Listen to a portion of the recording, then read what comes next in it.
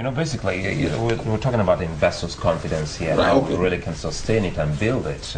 If I were an investor of any of these three banks, I really can imagine what will be going through my mind as we speak now. You know, my colleague said there's a possibility that, looking at these three banks, the way they were going, September 30 would have been more than doom for them if the CBN had waited a moment here, because some funds were injected into it, right. and quite naturally they were supposed to recoup that money and pay back to CBN. But as it is now, they haven't done that, bringing amcon into it. And amcon is going to manage this for some time, get that money on behalf of CBN and give it back to CBN, as well as sustain that confidence in the investors. Have we sustained the confidence now? I mean, excuse me. We did say there was a report of panic withdrawals, and the investors themselves don't know even where they are, because these banks have been taken over, so you don't know what's going to happen to their investments in the banks. And we have to be seen to be serious people. How do you want investors to come into an environment where you give your words and you break your words? Excuse me, these banks had up till, I don't know whether they will have collapsed the system between now and the end of September. They've been there since all this year. What's the hurry about?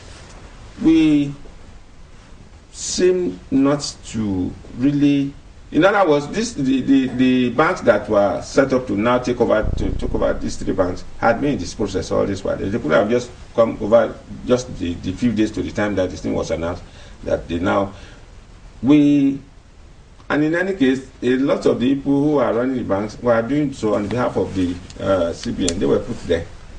So, I think we need to really, and you know, one thing I think is wrong is that the CBN governor has enormous powers, and absolute power corrupts absolutely. I think there has to be a body that will chart a roadmap for the CBN. So when you want to come in as the governor of the CBN, you have to be willing to, play along that roadmap, or don't take the job. Where we have is a system whereby the CBN governor comes in and then comes with his own personal whims and caprices.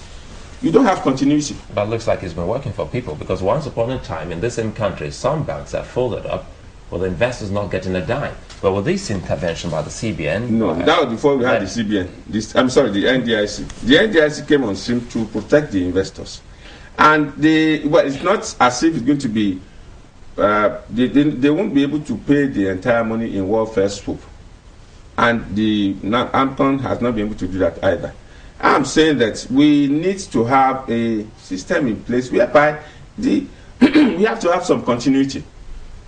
I didn't agree with Solido's consolidation, because it was desirable, but it was ill-timed. We needed to have the infrastructure in place before you can now talk of mega banks.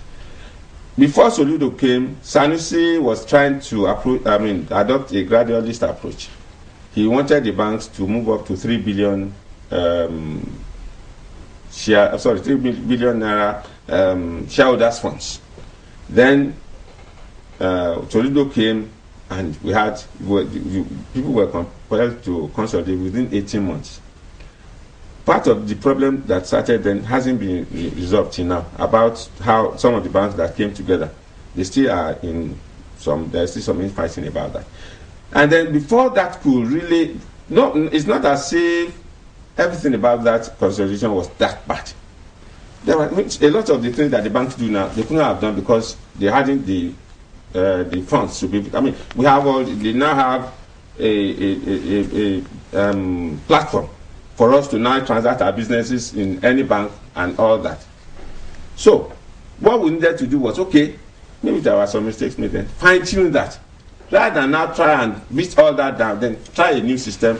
Then by the time Lamido leaves now, somebody else will come, and then we want to start dismantle everything. Okay, let's go back to I asked you a question about watching till September 30th. Let me read something here. Okay. The The man at the helm of affairs at AMCON, Chikobi, said, this is quote, the decision to take over the bank was taken after due consultation among the regulators. Among the regulators. Okay. Now, depositors' funds are safe, the employees' jobs are safe, and these banks will now operate in a stronger position than they were yesterday.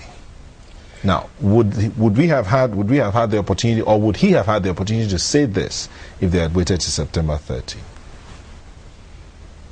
I don't know how safe. I wish I could share his optimism myself. You know what happened when we had this consolidation then? A lot of people lost their jobs and all that. Right now, people are already, we already have this panic withdrawals from the banks. And, well, like I said, he wouldn't come to tell us that he took that decision so that all of us will run away. They will have to justify what they have done. But let us hope that they are right. But I'm saying that the same organization, the same authorities gave these banks this period within which to. I would have expected that maybe they would think that they will be able to do something within that period. And for God's sake, I do hope that Chikobi will still be able to say that at the end of September. The fact is that we need to have some degree of. Well, I just want us to have orderliness in the way we do things.